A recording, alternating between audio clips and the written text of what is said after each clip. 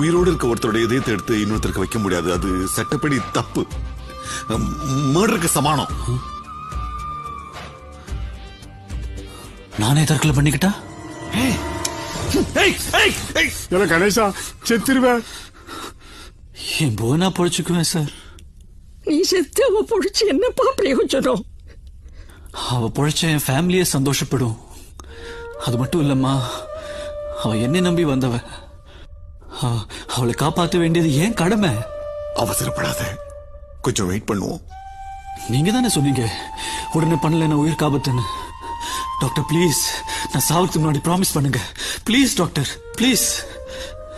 யோசனை பண்ண, உயிர் போனா வராது.